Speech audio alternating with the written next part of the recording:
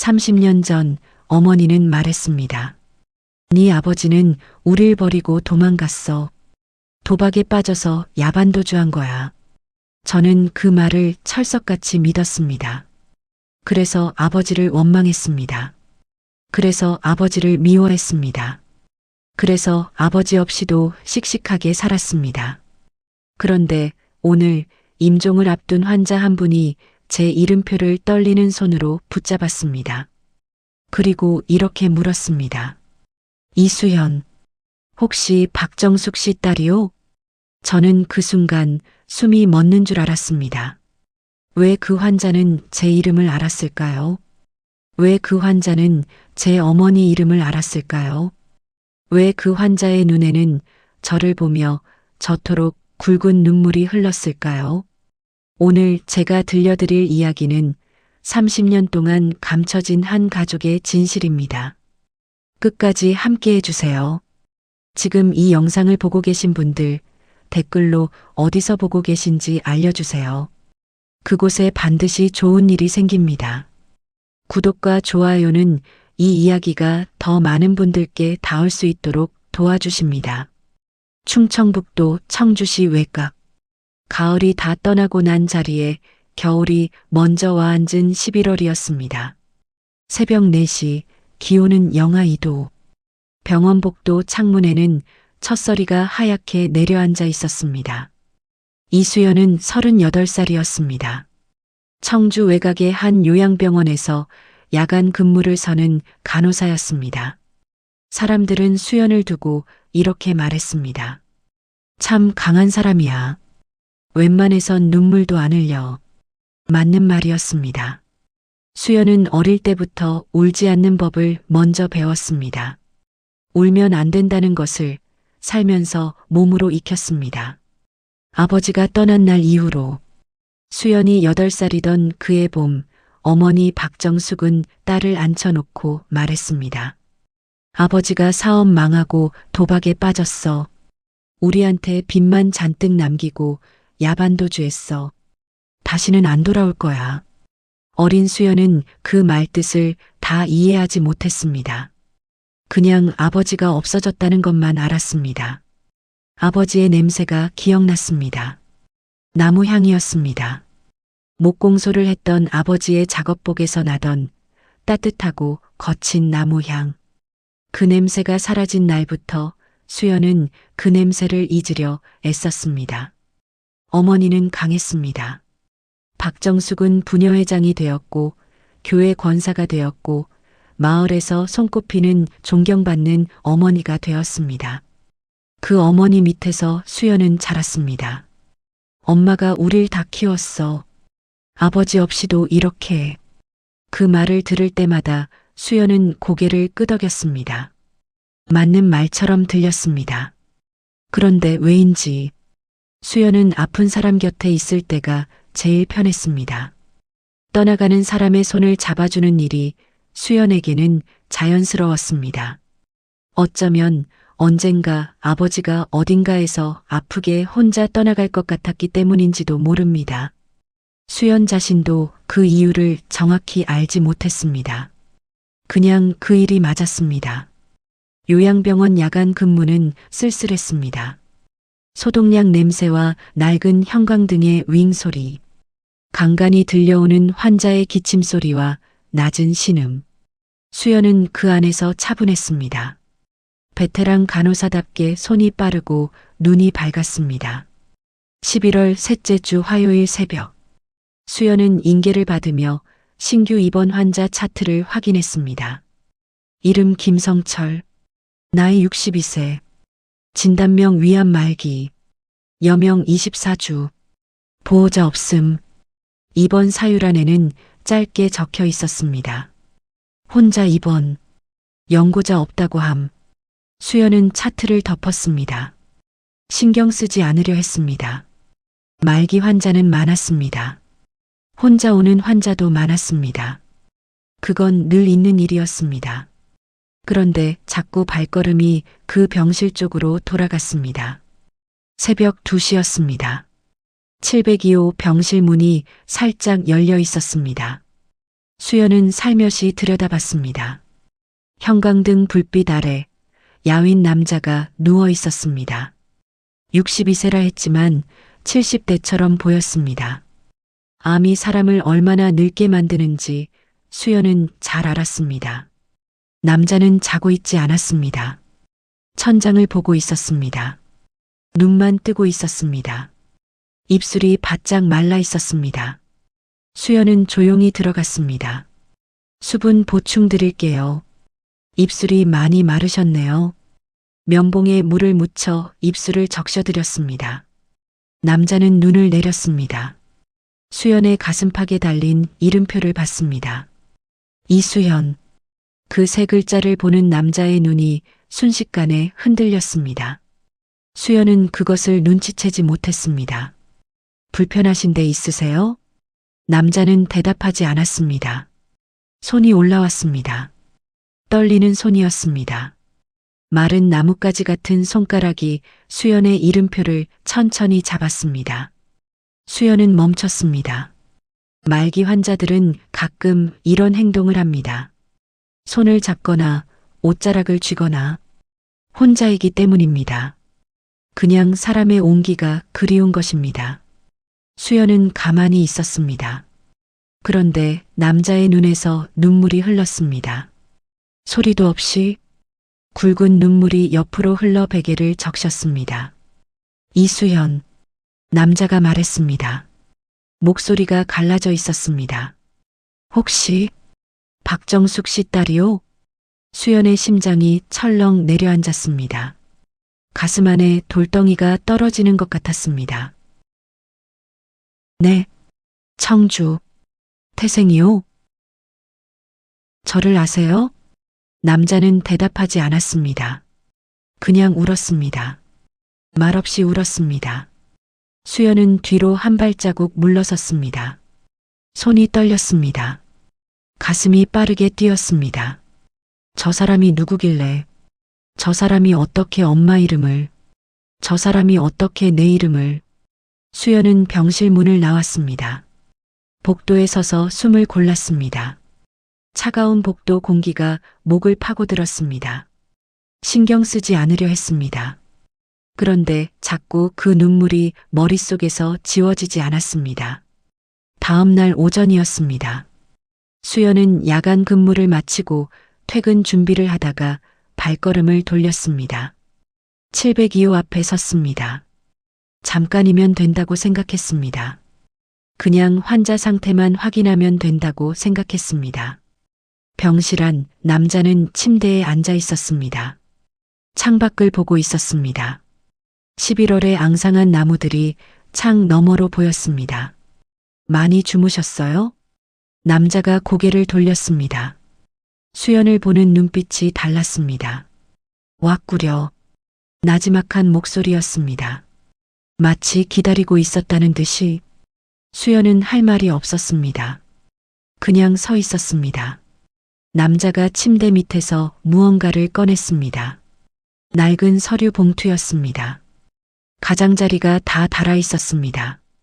손때가 까맣게 베어 있었습니다. 아주 오래 들고 다닌 흔적이었습니다. 이거 한번 봐주겠소? 수연은 봉투를 받지 않았습니다. 저 그냥 간호사예요. 환자분 보호자 연락처 확인하러. 보호자 없소? 볼 사람 없어? 남자가 봉투를 침대 위에 올려놨습니다. 그리고 다시 창밖을 봤습니다. 그냥 두고 갈 테니 보든지 말든지. 수연은 봉투를 들었습니다. 손이 무거웠습니다. 왜 무거운지 알 수가 없었습니다. 병실 밖 복도 의자에 앉아 봉투를 열었습니다. 그 안에는 3가지가 들어 있었습니다. 첫 번째는 편지 묶음이었습니다. 누렇게 바랜 편지지들, 날짜가 적혀 있었습니다. 1994년, 1995년, 1997년, 1999년, 2003년, 2008년, 2015년, 2022년, 30년치였습니다. 받는 사람 이수연, 보내는 사람 아버지. 수연의 손이 멈췄습니다. 아버지. 수연은 그 단어를 30년 동안 입에 담지 않았습니다. 떨리는 손으로 1994년 편지를 펼쳤습니다. 글씨체가 거칠었습니다. 교육을 많이 받지 못한 사람의 글씨였습니다. 하지만 또박또박했습니다. 한 글자 한 글자에 힘이 들어 있었습니다. 수연아, 아버지다. 잘 지내냐? 아버지가 지금 네 어디 있는지를 못 찾겠다. 네 엄마가 이사를 갔는데 어디 갔는지를 아무도 안 가르쳐 준다. 아버지가 꼭 찾을 테니까 기다리거라. 아버지는 네 생각만 하고 있다. 수연은 숨을 참았습니다. 두 번째 편지를 폈습니다. 1997년이었습니다. 수연아, 심부름센터에 부탁해서 네 다니는 학교를 겨우 알아냈다. 근데 거기 가면 네 엄마가 신고하겠다고 해서 못 갔다. 아버지가 겁이 났다. 네한테 겁이 아니라 법이 무서웠다. 근데 진짜 무서운 건 네를 못 보는 거였다. 아버지는 잘못이 없다. 그걸 꼭 알아줬으면 좋겠다. 수연의 눈이 뜨거워졌습니다. 억지로 참았습니다. 봉투 안에는 두 번째 서류가 있었습니다. 영수증 묶음이었습니다. 심부름센터 영수증들이었습니다. 날짜별로 정리되어 있었습니다. 1995년부터 2018년까지 수십 장이었습니다. 의뢰 내용마다 짧게 적혀 있었습니다. 이수연 소재 파악 의뢰, 이수연 현주소 확인, 이수연 근무지 조회. 한 장씩 넘기는 손이 떨렸습니다. 23년이었습니다. 23년 동안 딸을 찾았습니다. 세 번째 서류는 가족관계 증명서였습니다. 최근에 발급한 것이었습니다. 2024년 10월, 입원하기 한 달 전이었습니다. 부 김성철, 자녀 이수연. 수연은 서류를 내려놨습니다. 복도 의자에서 일어나지 못했습니다. 다리에 힘이 없었습니다. 창밖에서 찬바람이 유리창을 두드렸습니다. 소리가 크게 들렸습니다. 가슴이 찢어지는 것 같았지만 수연은 울지 않았습니다. 아직은. 일어나서 다시 702호로 들어갔습니다. 환자분. 남자가 돌아봤습니다. 이수연이 맞소? 맞아요. 그럼 됐소. 남자가 다시 창밖을 봤습니다.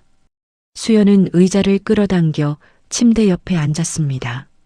어떻게 알았어요? 저를. 이름표 봤소? 이수연. 청주 요양병원. 딱 봤을 때 알았소. 저를 찾았던 거예요? 30년을. 두 글자였습니다. 딱 두 글자였습니다. 수연의 목구멍이 꽉 막혔습니다. 엄마가, 아버지가 도망갔다고 했어요. 남자는 한동안 말이 없었습니다. 그랬겠지. 체념이 담긴 목소리였습니다. 도망간 사람. 그렇게 알고 살았겠지. 아버지가 우릴 버린 거 아니에요? 남자가 수연을 봤습니다. 네가 교통사고로 죽었다고 들었소? 수연은 굳었습니다. 뭐라고요? 네 엄마가 지인을 통해서 전해줬소. 이수연이가 8살에 사고로 죽었다고. 나는 그걸 20년을 믿었소. 그럼 왜 찾았어요? 못 믿겠어서. 남자의 눈이 붉어졌습니다. 내 딸이 죽었다는 걸 못 믿겠어서. 그냥 살아있을 것 같아서. 아버지 느낌이라는 게 있소. 그냥 살아있을 것 같았소. 수연은 병실에서 나왔습니다. 빠른 걸음이었습니다. 복도 끝까지 걸었습니다. 창고 문 앞에서 멈췄습니다. 등이 벽에 닿았습니다. 그 자리에서 천천히 주저앉았습니다. 복도 바닥이 차가웠습니다. 무릎이 가슴에 닿았습니다. 손으로 입을 막았습니다. 소리를 막았습니다. 그래도 새어나왔습니다. 억눌린 울음이. 어린아이처럼. 울면 안 된다고 배웠습니다. 강해야 한다고 배웠습니다. 그런데 오늘은 복도 바닥에 주저앉은 38살 간호사는 하염없이 울었습니다. 얼마나 지났을까요? 선배 간호사가 지나다 발견했습니다. 수연아, 왜 그래? 어디 아파? 수연은 고개를 저었습니다. 아니에요. 괜찮아요. 일어섰습니다. 유니폼을 정리했습니다. 숨을 한번 크게 들이쉬었습니다. 다시 걸었습니다. 신경 쓰지 않으려 했습니다. 그런데 자꾸 발걸음이 돌아갔습니다. 퇴근길 수연은 핸드폰을 꺼냈습니다. 차트에 적힌 보호자란에 딱 하나 남겨진 이름이 있었습니다. 비상연락처 최병수. 남자에게 물었던 이름이었습니다. 아는 사람 있으세요? 연락할 분? 친구 하나. 최병수. 법무사 은퇴했소. 수연은 그 번호로 전화를 걸었습니다. 신호음이 2번 울리고 받았습니다. 여보세요. 최병수 선생님이신가요? 저는 요양병원 간호사 이수연이라고 하는데요. 김성철 환자분 때문에 연락드렸습니다. 잠시 침묵이 있었습니다. 이수연 씨요? 네. 혹시 수연 씨가 직접 전화하신 건가요? 네, 제가요. 맙소사. 최병수의 목소리가 떨렸습니다. 드디어 연락이 왔네요. 선생님, 혹시 김성철 씨가 저 아버지가 맞나요? 맞습니다. 그 친구 딸이 맞습니다. 수연은 길가에 서 있었습니다. 찬바람이 뺨을 때렸습니다. 그리고 어머니가 왜 그랬는지도 아세요? 최병수가 깊은 한숨을 내쉬었습니다. 압니다. 다 압니다. 수연 씨, 지금 전화 시간 좀 돼요? 수연은 길가 벤치에 앉았습니다. 말씀해 주세요. 그 자리에서 1시간을 들었습니다. 찬바람이 불어도 일어나지 못했습니다. 최병수는 말했습니다. 어머니 박정숙이 계부 오달수와 눈이 맞은 건 수연이 7살 때였습니다. 오달수는 당시 떠오르는 건설업체 사장이었습니다. 박정숙은 가난한 목수의 아내였습니다. 더 나은 삶을 택했습니다. 아이를 데리고 야밤에 집을 나왔습니다. 그리고 지인을 통해 김성철에게 전가를 넣었습니다. 이수연이 교통사고로 죽었다. 왜 그런 말을? 성철이가 죽을 때까지 딸을 찾지 못하게 하려고요. 살아있다고 하면 찾아다닐 테니, 죽었다고 해야 포기할 테니까요. 수연은 벤치에 앉아 하늘을 봤습니다. 11월의 하늘은 높고 차가웠습니다. 그런데 아버지가 찾았잖아요. 못 믿었거든요. 끝끝내 못 믿었어요. 성철이 그 친구 딸이 죽었다는 말을 믿는 척했지만 마음으로는 못 믿었어요. 그래서 심부름센터를 썼죠. 돈이 생기면 다 썼어요. 가구 팔아서, 집 팔아서, 뭐 팔아서라도 딸 찾는데 다 썼어요. 수연은 전화를 끊었습니다. 한동안 아무것도 할 수 없었습니다. 할 수 있는 게 없었습니다. 그냥 앉아 있었습니다. 찬바람이 귀를 파고들었습니다. 여기까지 보고 계신 분들, 댓글로 지금 어디 계신지 알려주세요. 구독 아직 안 하셨다면 지금 눌러주세요. 이 이야기 아직 절반도 오지 않았습니다. 다음 날 저녁이었습니다. 수연은 퇴근 후 다시 702호로 갔습니다. 남자는 오늘 컨디션이 더 나빠 보였습니다. 얼굴이 더 창백했습니다. 좀 어떠세요? 괜찮소? 수연은 의자를 끌어당겼습니다. 한 가지 여쭤봐도 돼요? 뭐든지. 할머니, 살아계세요? 남자의 눈빛이 흔들렸습니다. 우리 어머니 말이요? 네, 살아계시오. 충청도 시골에. 혼자 사시오. 연락처 주실 수 있어요? 남자는 한참 수연을 봤습니다. 그리고 천천히 번호를 불러줬습니다. 수연은 병실 밖에서 전화를 걸었습니다. 신호음이 울렸습니다. 오래 울렸습니다. 받지 않을 것 같았습니다. 여보슈. 충청도 억양이 진한 목소리였습니다. 80살이 넘은 할머니의 목소리였습니다. 할머니, 김말순 할머니 맞으세요? 맞는디, 거 누구슈? 저는 이수연이라고 해요. 전화기 너머에서 소리가 멎었습니다. 이수연? 네. 성철이 딸. 이수연? 네, 할머니. 아이고. 그 한마디였습니다. 그 한마디 뒤에 오래 침묵이 있었습니다. 그러다가 소리가 났습니다. 할머니의 울음소리였습니다. 소리 없이 우는 소리였습니다. 할머니, 얼마나 기다렸는지 몰라. 30년을 기다렸다. 30년을. 수연은 말을 잇지 못했습니다.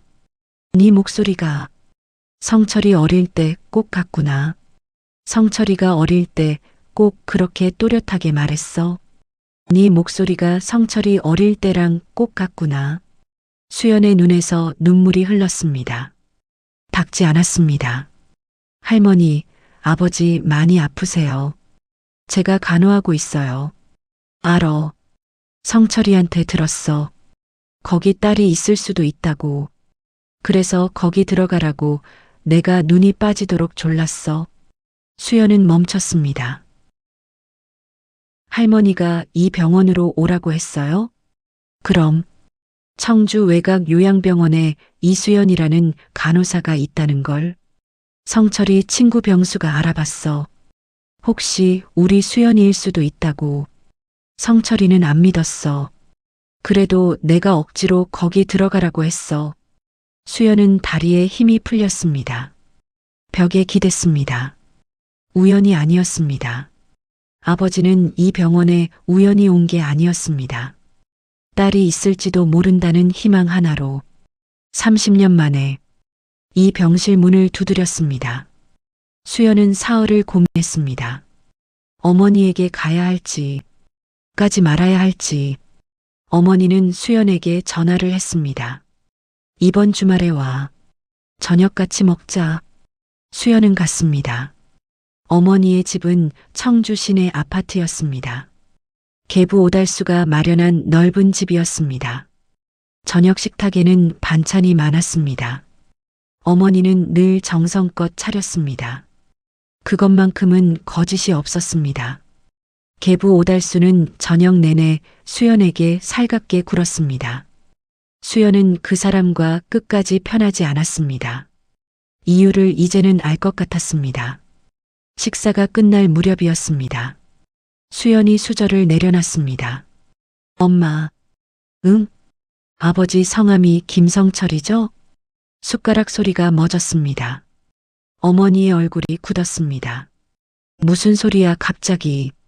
친아버지 말이에요. 어머니가 수연을 봤습니다. 눈빛이 바뀌었습니다. 계부도 수저를 내려놨습니다. 수연아, 어디서 그런 말을 들었어? 지금 우리 병원에 입원해 계세요. 말기 위암이에요. 여명 2주예요. 어머니의 입술이 열렸다가 닫혔습니다.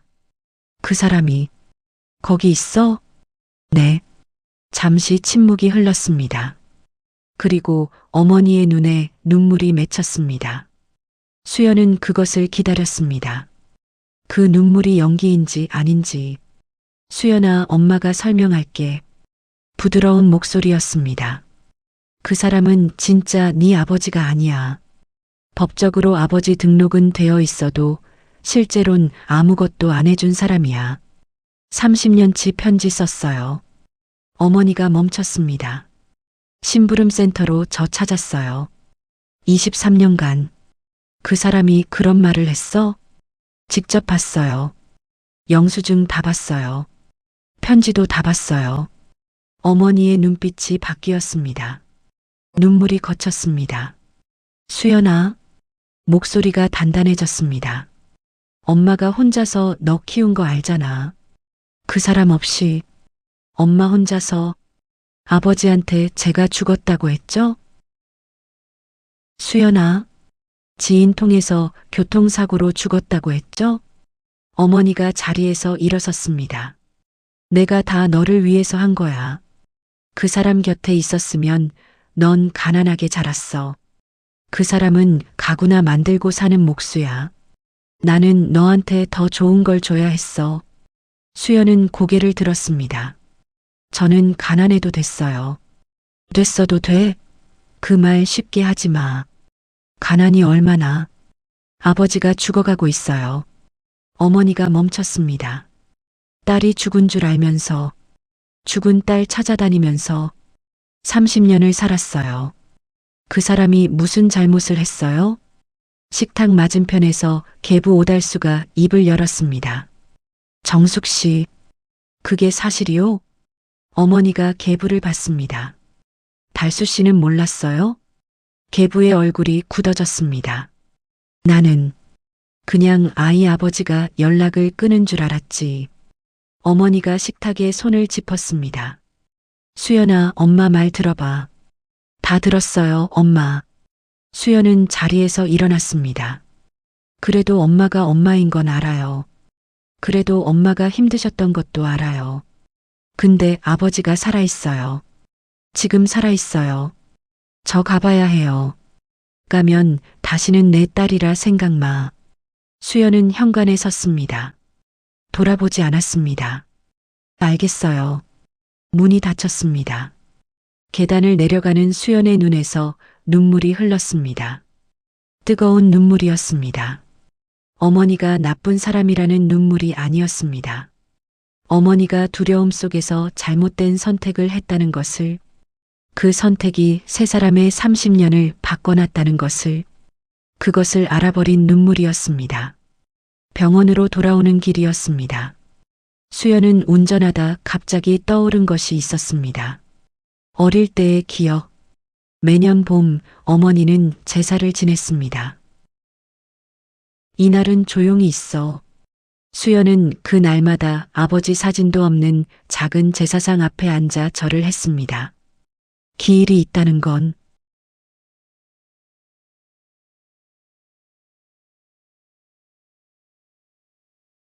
그러니까 슬퍼할 필요도 없다.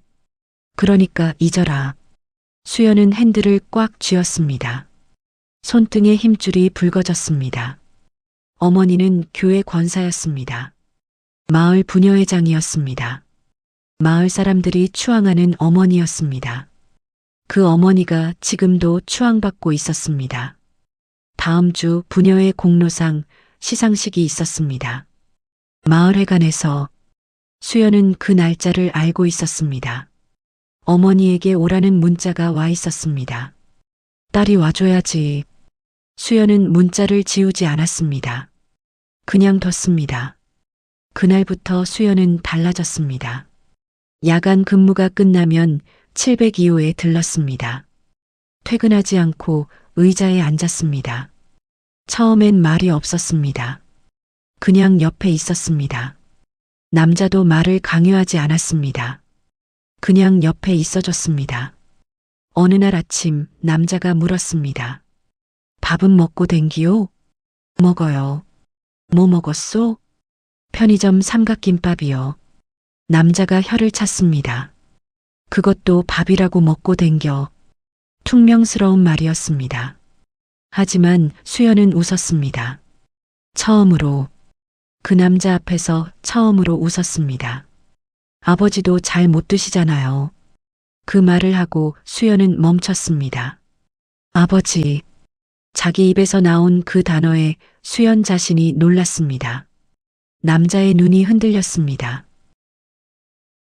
지금 뭐라 했소? 수연은 얼굴이 뜨거워졌습니다. 아, 그냥. 다시 해봐요. 수연은 입술을 깨물었습니다. 아버지. 남자의 눈에서 눈물이 흘렀습니다. 말없이 흘렀습니다. 수연도 눈물이 났습니다. 이번엔 막지 않았습니다. 그냥 흘렸습니다. 어느 오후 남자가 말했습니다. 내가 목수요. 알아요. 가구 만드는 거 평생 했소.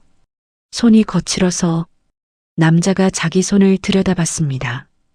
그래도 작은 거 만들 땐 손이 가늘어야 해요. 세밀한 거. 수연은 그 손을 봤습니다. 마른 손이었지만 손가락 관절마다 굳은 살이 배어 있었습니다. 일한 손이었습니다. 평생 일한 손이었습니다. 뭘 만드셨어요? 별거 다 만들었소. 장롱, 책상, 의자. 근데 제일 좋아한 건 작은 거요. 작은 거죠? 조각 같은 거, 나무 인형 같은 거. 수연은 가만히 들었습니다. 네 태어날 때 만든 게 있어. 저요? 남자가 고개를 끄덕였습니다. 딸 낳았다는 소리 들었을 때 바로 만들었소. 아들, 딸 상관없이 만들려고 미리 준비해뒀었소. 지금도 있어요? 있어. 남자가 이불 밑에서 무언가를 꺼냈습니다. 손 안에 들어오는 크기의 나무 인형이었습니다. 작고 단순한 모양이었습니다. 작은 소녀의 형상이었습니다. 손에 쥔 세월이 느껴졌습니다. 색이 짙어지고 모서리가 둥그러져 있었습니다. 오래 들고 다녔어요? 30년. 수연은 인형을 받아들었습니다. 손바닥 위에서 따뜻했습니다. 나무가 따뜻할 리 없었습니다. 그런데 따뜻했습니다. 아버지가 30년 동안 손에 쥐고 살아서였습니다. 부녀의 공로상 시상식 날이 됐습니다. 마을회관은 평일 오후인데도 사람이 많았습니다. 어머니 박정숙의 공로상을 보기 위해 마을 사람들이 모였습니다. 현수막이 걸려 있었습니다. 지역사회 헌신 공로상 박정숙 권사님. 어머니는 앞줄에 앉아 있었습니다. 단정한 한복이었습니다. 머리를 단정하게 올렸습니다. 옆에 계부 오달수가 앉아 있었습니다. 수연이 들어서자 어머니의 눈이 흔들렸습니다. 수연은 빈자리에 앉았습니다. 어머니와 눈이 마주쳤습니다. 어머니가 작게 고개를 끄덕였습니다. 화해의 신호 같은 것이었습니다. 수연은 고개를 돌렸습니다. 시상식이 시작됐습니다. 마을 부녀회장이 마이크를 잡고 말했습니다. 오늘 공로상을 받으실 박정숙 선생님은 지역 교회 권사로서 부녀의 활동으로서 30년을 한결같이 헌신해 오셨습니다. 혼자서 딸을 키우면서도 마을을 위해 봉사를 아끼지 않으셨습니다. 진정한 어머니의 표상이십니다. 박수가 쏟아졌습니다. 어머니가 일어나 앞으로 걸어갔습니다. 상패를 받았습니다. 마이크를 잡았습니다. 감사합니다. 제 딸 수연이가 와줬네요. 어머니의 시선이 수연을 찾았습니다. 딸이 있어서 버틸 수 있었습니다. 혼자 키웠지만 딸이 있어서 외롭지 않았습니다. 박수가 또 울렸습니다. 수연은 자리에서 일어났습니다. 발걸음이 앞으로 향했습니다. 마을 사람들이 수연을 봤습니다. 어머니도 봤습니다. 수연이 마이크 앞에 섰습니다. 사회자가 당황한 얼굴로 비켜섰습니다. 회관이 조용해졌습니다. 수연은 숨을 한번 들이쉬었습니다. 차분했습니다. 떨지 않았습니다. 또렷했습니다. 저는 이수연입니다. 박정숙 씨 딸입니다. 어머니가 굳었습니다. 오늘 어머니 공로상 받으시는 날, 이 자리에서 한 가지만 말씀드리겠습니다. 수연은 가방에서 종이를 꺼냈습니다. 오래된 종이였습니다. 어머니가 30년 전에 직접 쓴 메모였습니다. 최병수가 보관하고 있던 원본이었습니다. 이건 1994년 제 어머니가 지인을 통해 제 아버지에게 전달한 쪽지입니다. 수연이 읽었습니다. 이수연이는 작년 봄 교통사고로 세상을 떠났습니다. 다시는 찾지 마세요. 우린 잘 살고 있습니다. 박정숙. 회관이 쥐 죽은 듯 조용해졌습니다. 제 아버지 김성철 씨는 이 쪽지를 받고도 딸이 죽었다는 것을 끝내 믿지 못했습니다. 30년 동안 딸을 찾았습니다. 지금 저희 병원에 말기 위암으로 입원해 계십니다. 여명이 2주 남았습니다. 어머니의 얼굴이 하얘졌습니다. 마을 사람들 사이에서 낮은 웅성거림이 퍼졌습니다. 계부 오달수가 자리에서 일어났다가 다시 앉았습니다. 저는 30년 동안 아버지가 도망간 사람인 줄 알았습니다. 아버지가 나쁜 사람인 줄 알았습니다. 아버지가 죽은 줄도 알았습니다. 엄마가 아버지 기일을 만들어 해마다 제사를 지냈으니까요. 마을 사람들의 얼굴이 굳어졌습니다. 저는 오늘 어머니를 비난하러 온 게 아닙니다. 어머니는 두려웠던 거라고 생각합니다. 가난이 두려웠고 혼자 남겨지는 게 두려웠고 그 두려움이 잘못된 선택을 하게 만든 거라고 생각합니다. 그래도 어머니는 어머니입니다. 수연이 어머니를 봤습니다. 어머니의 눈에서 눈물이 흘렀습니다. 이번엔 연기가 아니었습니다. 하지만 제 아버지도 누군가가 알아줬으면 했습니다. 그 사람이 어떻게 살았는지를, 이름도 없이 자식도 없이 딸이 살아있다는 것만 믿으면서 살아온 그 30년을 누군가 한 명은 알아줬으면 했습니다. 수연은 마이크를 내려놨습니다. 저는 지금 아버지께 가겠습니다. 수연이 돌아섰습니다. 회관문을 열고 나갔습니다. 뒤에서 아무도 말리지 않았습니다. 차가운 11월 바람이 얼굴을 때렸습니다. 수연은 차에 올랐습니다. 시동을 걸었습니다. 병원으로 달렸습니다. 지금 이 이야기를 함께하고 계신 분들, 좋아요 한 번만 눌러주세요. 마지막까지 함께해주세요. 아버지와 딸의 마지막 시간이 시작됩니다. 병실 문을 열었을 때 남자는 깨어 있었습니다. 눈이 천장을 향해 있었습니다. 수연이 들어서는 소리에 고개를 돌렸습니다. 왔소? 왔어요. 수연은 의자를 끌어당기지 않았습니다. 이번엔 침대 옆에 섰습니다. 남자의 손을 잡았습니다. 굳은 살 박인 거친 손이었습니다. 따뜻했습니다. 아버지. 남자의 눈이 흔들렸습니다. 아버지, 저 왔어요. 남자의 입술이 파르르 떨렸습니다. 눈물이 옆으로 흘렀습니다. 미안하다. 왜요? 일찍 못 찾아서. 아버지가 찾은 거잖아요. 제가 여기 있었잖아요. 그래. 있었네. 남자가 수연의 손을 꼭 쥐었습니다. 네가 살아있어서. 살아있어요. 고맙다. 수연은 울지 않으려 했습니다. 그런데 울음이 먼저 나왔습니다. 어릴 때처럼 울었습니다. 소리를 내서 울었습니다. 남자도 울었습니다. 둘 다 말이 없었습니다. 말이 필요 없었습니다. 창밖에 11월 나무들이 흔들렸습니다. 잎이 다진 나뭇가지들이 바람에 흔들렸습니다. 그날 저녁 수연은 핸드폰을 꺼냈습니다. 할머니 번호를 눌렀습니다. 할머니, 영상통화 되세요? 해보자. 삐걱거리는 연결 끝에 화면이 켜졌습니다. 82세 할머니의 얼굴이 나왔습니다. 주름이 가득한 얼굴이었습니다. 그 얼굴에 눈물이 가득했습니다. 수연이 핸드폰을 아버지 쪽으로 돌렸습니다. 어머니, 남자가 말했습니다. 성철아. 할머니가 말했습니다. 이 사람이 수연이요. 진짜 수연이. 알어. 아이고, 우리 수연이. 할머니가 핸드폰 화면에 손을 댔습니다. 손이 화면을 쓸었습니다. 이쁘다. 성철이 닮았다. 눈이 꼭 성철이 눈이네. 수연은 카메라를 보며 웃었습니다. 할머니, 저 나중에 찾아갈게요. 꼭 와. 꼭 와야 해. 할머니가 밥 해줄게. 충청도 밥이지만 맛있게 먹을게요. 할머니가 다시 울었습니다.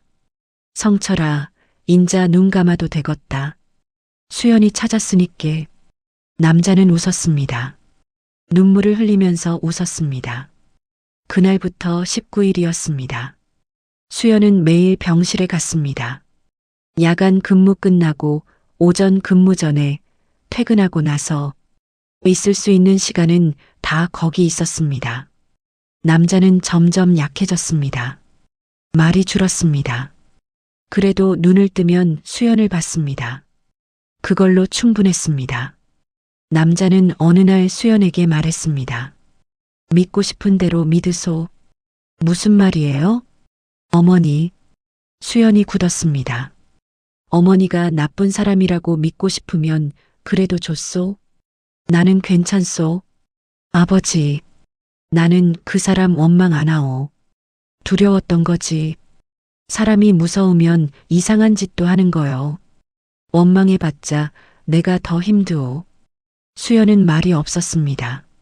어머니도 어머니요. 네 낳아준 어머니요. 그걸 잊지 마소. 아버지는 왜 그렇게 해요? 뭘? 좋은 말만 해요. 남자가 피식 웃었습니다. 나쁜 말할 힘도 없소. 마지막 날 새벽이었습니다. 수연은 야간 근무 중이었습니다. 모니터 소리가 바뀌었습니다. 702호였습니다. 뛰어들어갔습니다. 남자의 호흡이 느려져 있었습니다. 눈은 반쯤 감겨 있었습니다. 수연은 남자의 손을 잡았습니다. 아버지. 눈이 조금 열렸습니다. 저 여기 있어요. 숨이 들어왔다 나갔습니다. 천천히. 아주 천천히. 가셔도 돼요. 수연이 말했습니다. 이젠 가셔도 돼요, 아버지. 남자의 손에 힘이 들어왔습니다. 마지막 힘이었습니다. 꽉 쥐었습니다. 딸의 손을. 그리고 천천히 힘이 빠졌습니다. 모니터가 일직선을 그었습니다. 수연은 그 손을 놓지 않았습니다. 한참을. 창밖이 밝아오고 있었습니다. 11월이 가고 있었습니다. 장례는 조용했습니다. 최병수가 왔습니다. 할머니 김말순도 왔습니다. 충청도에서 버스를 2번 갈아타고 왔습니다. 82세 할머니가 버스를 2번 갈아탔습니다. 왔어요, 할머니. 왔제. 할머니가 수연을 안았습니다. 작고 야윈 팔이었지만 힘이 있었습니다. 수연은 그 안에서 한참 있었습니다. 어머니 박정숙은 장례식장에 나타나지 않았습니다. 계부 오달수가 혼자 왔습니다. 말없이 고개를 숙였습니다. 수연은 고개를 끄덕였습니다. 그걸로 충분했습니다. 장례가 끝나고 수연은 사직서를 냈습니다. 병원에. 그리고 짐을 쌌습니다. 충청도 시골로 내려갔습니다. 할머니 집 옆 아버지의 목공 작업실이 있었습니다. 작은 창고 같은 곳이었습니다. 나무 냄새가 났습니다. 수연이 어릴 때 기억하던 그 냄새였습니다. 따뜻하고 거친 나무향. 작업대 위에 도구들이 놓여 있었습니다. 아버지가 쓰던 것들이었습니다. 수연은 그 앞에 서서 커피를 마셨습니다. 작업실 창으로 햇살이 들어왔습니다. 겨울이 끝나가고 있었습니다. 멀리 밭에서 할머니가 뭔가를 심고 있었습니다. 봄 준비를 하는 것이었습니다. 수연은 손 안에 나무 인형을 봤습니다. 아버지가 딸 낳던 날 만든 그것. 30년을 손에 쥐고 살았던 그것. 작고 단순한 소녀 형상. 손바닥 위에서 따뜻했습니다. 수연은 말했습니다. 소리를 내어 말했습니다. 아버지는 한 번도 저를 버린 적이 없었습니다. 바람이 창으로 들어왔습니다. 봄바람이었습니다. 따뜻했습니다. 할머니가 밭에서 고개를 들어 수연을 봤습니다. 손을 흔들었습니다. 수연도 손을 흔들었습니다. 그렇게 30년이 지나서야 수연에게 봄이 왔습니다. 오늘 이 이야기를 끝까지 들어주셔서 진심으로 감사합니다. 아버지 김성철은 딸을 찾는데 30년을 썼습니다. 전 재산을 썼습니다. 그리고 마지막 19일 딸의 손을 잡고 세상을 떠났습니다. 억울할 수도 있었습니다. 원망할 수도 있었습니다. 그러나 그는 말했습니다. 믿고 싶은 대로 믿으소. 나는 괜찮소. 그 한마디가 오늘 오래 마음에 남습니다. 사랑은 찾는 것이라고 생각합니다. 기다리는 것이라고 생각합니다. 포기하지 않는 것이라고 생각합니다. 우리 주변에도 그런 사람이 있을지 모릅니다. 말하지 못해서, 닿지 못해서, 그냥 멀리서 바라보는 사람이. 오늘 이 이야기가 그 마음에 닿았으면 합니다. 마지막으로 한 가지 부탁드립니다. 구독 버튼 아직 안 누르셨다면 지금 눌러주세요. 좋아요 한번, 댓글 한 줄이 이 이야기를 더 많은 분께 전해줍니다. 지금 어디서 보고 계신지 댓글로 알려주세요. 그곳에 따뜻한 일이 생기기를 바랍니다. 다음에도 마음에 오래 남는 이야기로 찾아오겠습니다. 감사합니다.